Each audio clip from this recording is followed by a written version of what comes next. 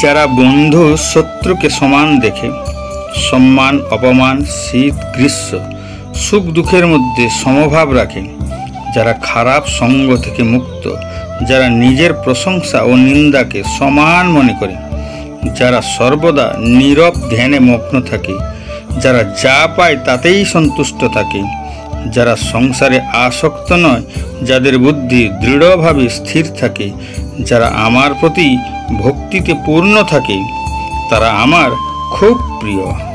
সমশত্রু চ মিত্রে চ তথা মানাপমানয়, শীতোষ্ণ সুখ দুঃখে সুসম সঙ্গ বিবর্জিত, তুল্য নিন্দা স্তুতির মৌনী সন্তুষ্ট যেন কেনচিৎ, অনিকেত স্থিরম তীর ভক্তি মানমে প্রিয় নর। যিনি শত্রু মিত্রের প্রতি সমবুদ্ধি, যিনি সম্মানে ও অপমানে, শীতে ও গরমে, সুখে ও দুঃখে এবং নিন্দায় ও স্তুতিতে সমভাবাপন্ন, যিনি কুসঙ্গ বর্জিত, সংযতবাক, যৎ কিঞ্চিত লাভে সন্তুষ্ট, গৃহাসক্তি শূন্য এবং যিনি স্থির বুদ্ধি ও আমার প্রেমময় সেবায় যুক্ত, সেই রকম ভক্ত আমার অত্যন্ত প্রিয়। শত্রু এবং বন্ধুদের সাথে সমান আচরণ, যারা সবার সাথে ইতিবাচক সমভাব আচরণ করে, শত্রুতা ও বন্ধুত্বের অনুভূতিকে তাদের উপর আধিপত্য করতে দেয় না। এই প্রসঙ্গে প্রহ্লাদের একটি সুন্দর গল্প আছে। একবার প্রহ্লাদ পুত্র বিরোচন এবং তার গুরুপুত্র সুধন্যের সাথে তর্ক শুরু হয়। বিরোচন বলেন, আমি তোমার চেয়ে শ্রেষ্ঠ, কারণ আমি একজন রাজার পুত্র। গুরুপুত্র সুধন্য বললেন, আমি শ্রেষ্ঠ, কারণ আমি ঋষি পুত্র। অবশেষে তাদের উভয়ই শর্ত হয়, যে শ্রেষ্ঠ বলে ঘোষিত হবে সে জীবিত থাকবে এবং অন্যজনকে তার জীবন উৎসর্গ করতে হবে। বিরোচন জিজ্ঞাসা করলেন, এই বিচার করবে কে? সুধন্য বললেন, এটা তোমার বাবা প্রহ্লাদই করবেন। বিরোচন বললেন, কিন্তু আপনি পরে তার বিরুদ্ধে পক্ষপাতিত্বের অভিযোগ করতে পারেন।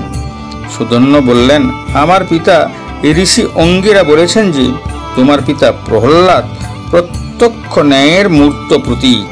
তিনি কখনোই বন্ধু এবং শত্রুর মধ্যে ভেদাভেদ করেন না।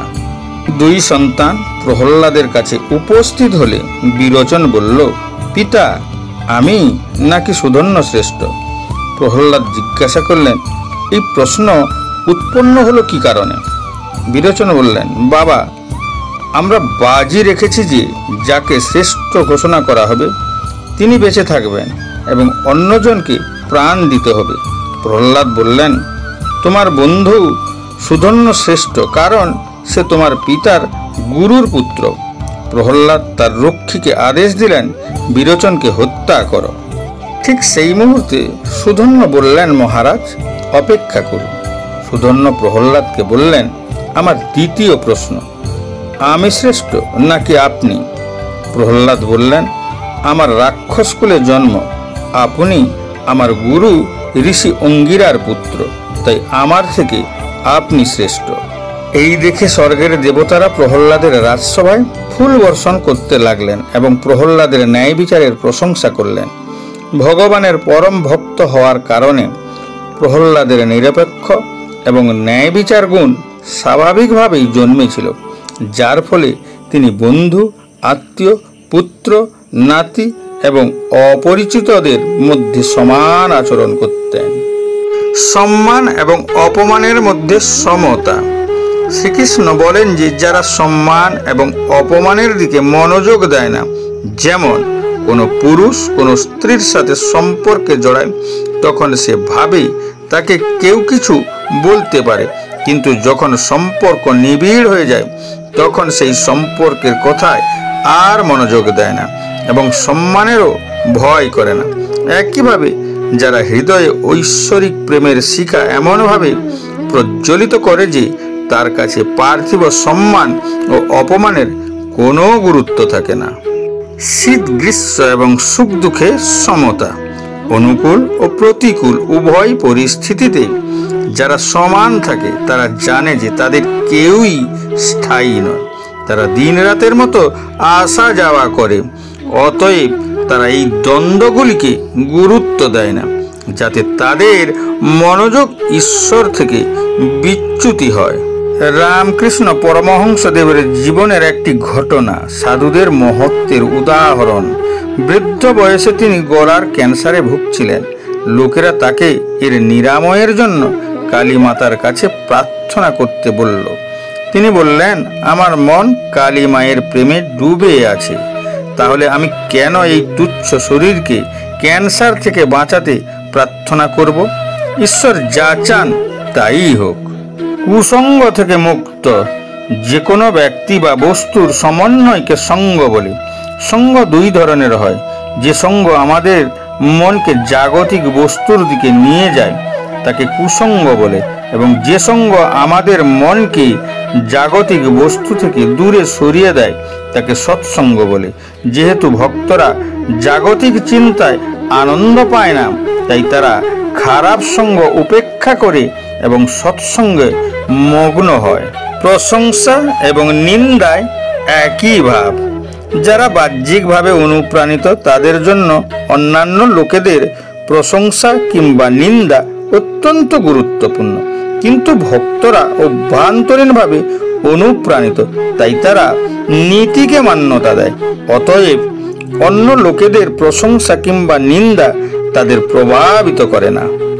নীরব চিন্তন। কাক এবং মাছরাঙার মধ্যে বিপরীত পছন্দ। কাক ময়লার স্তূপে আকৃষ্ট হয়, কিন্তু মাছরাঙা ঝিলের মাছের দিকে আকৃষ্ট হয়। একইভাবে জাগতিক লোকদের মন জাগতিক বিষয়ের কথাবার্তা থেকে প্রচুর আনন্দ লাভ করে, কিন্তু সাধুদের মন শুদ্ধ, তাই জাগতিক বিষয়গুলো তাদের আকৃষ্ট করে না। এটাকে তারা নোংরা স্তূপ ভাবে। এর অর্থ এই নয় যে তাদের মধ্যে কথোপকথন হয় না। মাছরাঙা যেমন ঝিলের মাছের প্রতি আকৃষ্ট হয়, তেমনি ঈশ্বরের মহিমার নাম, গুণ, রূপ, আমোদ প্রমোদ এবং বক্তৃতা ইত্যাদি বিষয়ের প্রতি তাদের মন আকৃষ্ট হয়। যা পাই তাতেই সন্তুষ্ট থাকা। ভক্তরা দেহের পোষণের জন্য খুব ন্যূনতম প্রয়োজনীয়তা নিয়ে বেঁচে থাকে। এ প্রসঙ্গে সাধক কবিরের প্রসিদ্ধ বাণী, মালিক ইतना दीजिए जामे कुटुंबी समाये, मैं भी भूखा ना रहूं साधु ना भूखा जाए। হে ভগবান, দয়া করে আমাকে শুধু এতটুকুই দিন যা আমার পরিবারের ন্যূনতম চাহিদা পূরণ করতে পারি, এবং আমি আমার দরজায় আসা সাধুকে কিছু দান করতে পারি। গৃহস্থী ও পরিবার থেকে মমতাহীন। আত্মার জন্য পৃথিবীতে কোনো স্থায়ী বাসস্থান নাই, কারণ মৃত্যুর পরে এটি কেবল এই পৃথিবীতেই থাকে।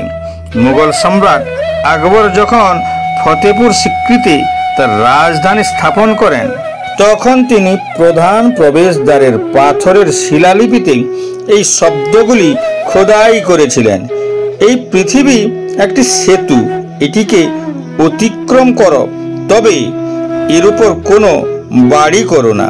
এই বিষয়ে জগৎগুরু শ্রী কৃপালুজি মহারাজ সুন্দর বর্ণনা দিয়েছেন। জগ মে রহো ऐसे গোবিন্দ রাধে, ধর্মশালা মে যাত্রী রহে জো বতা দে। এই সংসারে এমন একজন পথিকের মতন জীবনযাপন করো যে যেমন পথের ধারে ধর্মশালায় থাকা। এটা জেনে যে তাকে পরের দিন সকালে এটি খালি করে দিতে হবে। এই বিবৃতিটি সত্য বলে বুঝতে পেরে ভক্ত তার বাসস্থানকে কেবল একটি অস্থায়ী আবাস হিসাবে দেখেন। দৃঢ় মনে ঈশ্বরের প্রতি ভক্তি। সৃষ্টিতে ভক্তদের সাথে ঈশ্বরের সর্বোচ্চ অবস্থান এবং তাঁর সাথে তাদের দৈনন্দিন সম্পর্কের প্রতি গভীর বিশ্বাস রয়েছে। তাদের দৃঢ় বিশ্বাস আছে যে তারা যদি স্নেহের সাথে ভগবানের কাছে আত্মসমর্পণ করে, তাহলে ঈশ্বরের কৃপায় তারা চূড়ান্ত সত্যকে লাভ করতে পারবে। তাই তারা বিভিন্ন আকর্ষণ বা এক পথ থেকে অন্য পথে বিচ্যুত হয় না। শ্রীকৃষ্ণ বলেছেন যে এইরূপ শক্তিশালী বুদ্ধিসম্পন্ন ভক্তরা আমার খুব প্রিয়।